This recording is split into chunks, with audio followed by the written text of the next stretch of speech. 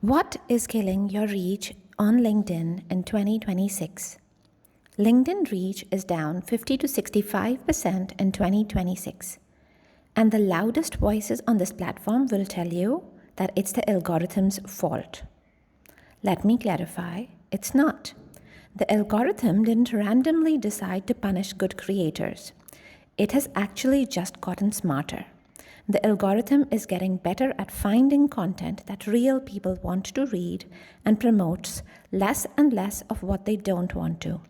So you might be doing specific things someone probably told you were growth strategies that LinkedIn has already caught up with, and it's actually hurting you to use those tactics.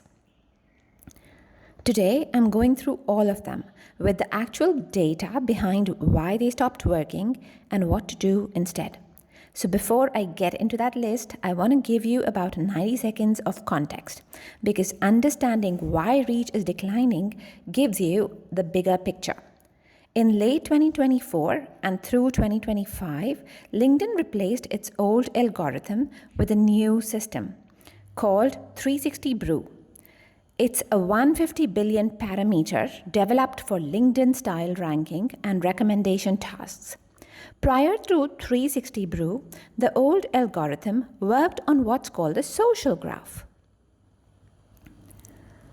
Your post reached people based on who followed you and who was connected to you, and who engaged with your previous content.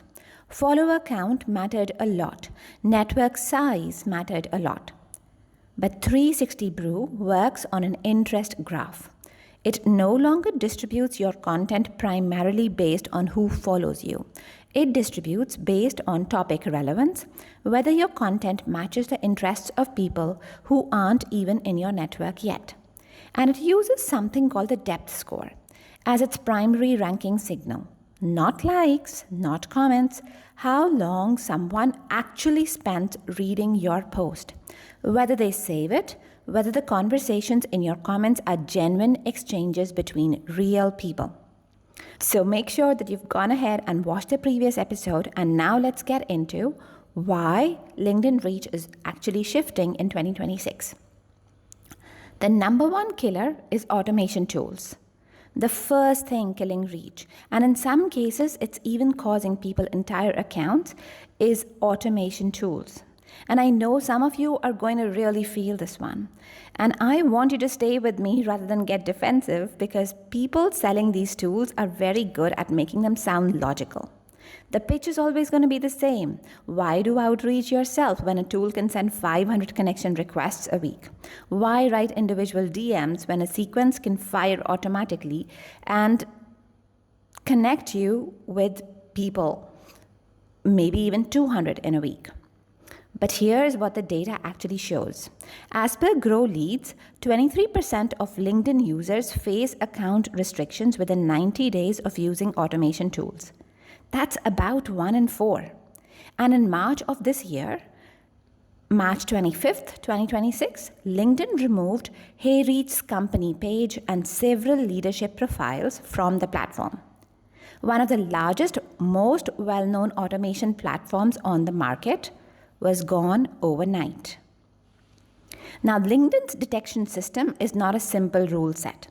It evaluates behavioral biometrics. It evaluates IP address patterns and session data simultaneously. It knows when a real human being looks like when they use the platform. So when your account starts behaving like a software, sending hundreds of connection requests before 9 a.m., firing identical messages with a 3-second delay, the system knows immediately. You get flagged, restricted, sometimes permanently banned. But here's what bothers me more than the ban risk. Even if the tool never gets caught, even if your account stays alive, you are reaching out to real human beings with a fake interaction. And people feel it immediately. Something in us recognizes when we are being processed rather than seen. The trust is gone before the conversation has even started. So I always come back to one question when someone asks me about a tactic. Would you do this in a real room at a real networking event? Would you walk into a conference and have a robot hand everyone your business card while you waited outside? No. So don't automate that on LinkedIn. Now let's talk about Reach Killer 2. The second Reach Killer is engagement pods. For anyone unfamiliar, pods are group chats, usually on WhatsApp or Telegram, where a group of LinkedIn creators agree to like and comment on each other's posts every time one goes live. The idea is to give each post an artificial boost in the first hour to trick the algorithm into thinking the content is performing well. And for a while in 2022 and 2023, this actually worked. The old algorithm was simpler. Lots of early engagement, promote that to more people. Pods gamed that window. But 360 Brew is scaling this completely. The AI now detects a reciprocal engagement patterns. If the same 8 to 10 accounts comment on every single post you publish with suspicious regularity, the system classifies it as artificial engagement. It doesn't just stop rewarding it, it actively penalizes the account. People inside active pods are reporting reach collapsing from tens of thousands of views to a few hundred. Sometimes overnight, no warning, no explanation. And there's a second problem beyond the algorithm. Your real audience feels it too. There's a difference between a comment section full of genuine reactions and one full of obligation comments. Real comment has energy. It has a different way the message is said. Manufactured comments feel hollow, and people you most want to reach are also very likely to notice.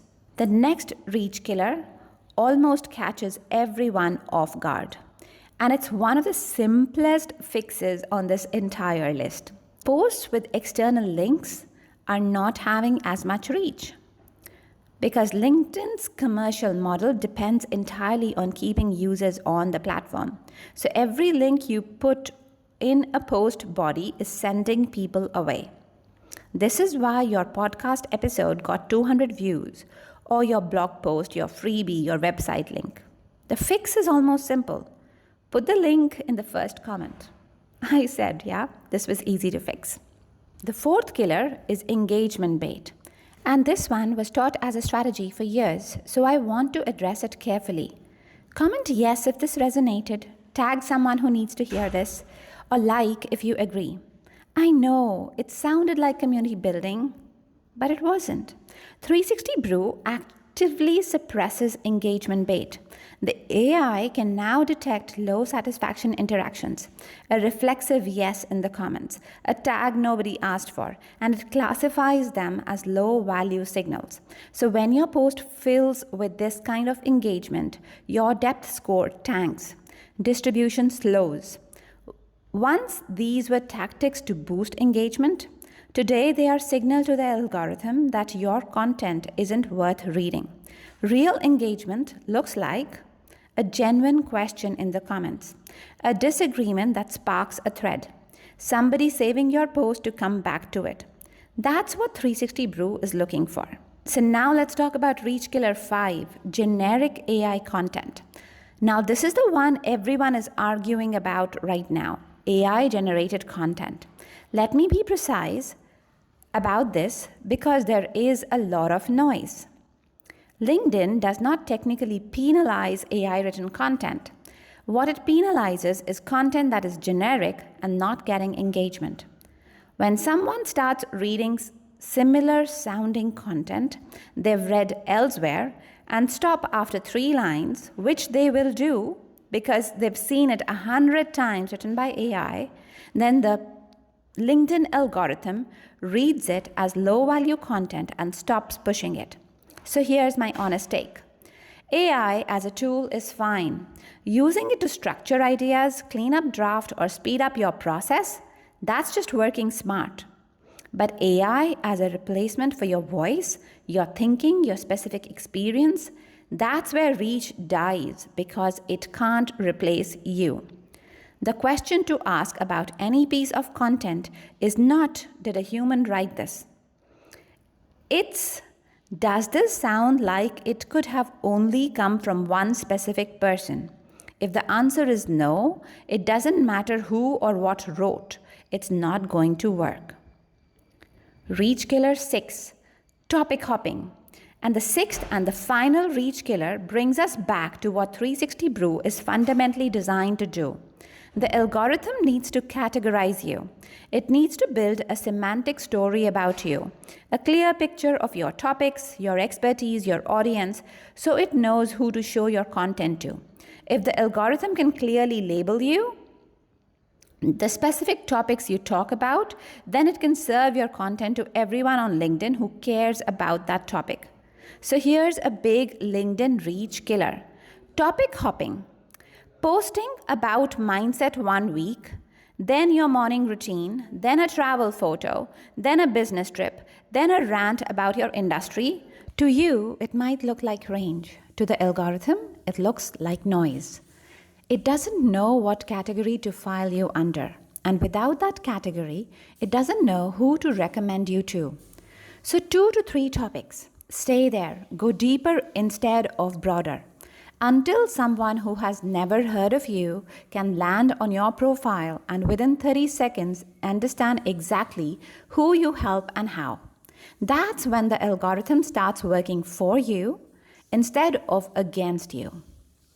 So here's what I want to leave you with. Despite everything what I've just told you, LinkedIn is not in decline for people who understand the new rules. LinkedIn newsletter subscribers are up 150% year over year. And many B2B marketers report that LinkedIn delivers higher quality leads than Google search. The opportunity for LinkedIn is real. It's just different now. The shortcut era is over. The people who are growing the fastest on LinkedIn in 2026 are the ones who stopped trying to game a system. They are focusing on fundamentals, specific topics, real conversations, content that only they could have written. So it's not a complicated strategy, but it's definitely more disciplined and structured. If you want to go deeper on exactly what that looks like in practice, the full system for building a LinkedIn presence that consistently generates leads and books qualified calls, I'm launching my LinkedIn course, Fully Booked on LinkedIn, shortly in a few weeks. It's the most complete course I've built on this subject. Everything I use with clients, the content strategy, the conversation framework, the call booking system, all of it in one place. I'll drop the waitlist link in the description below.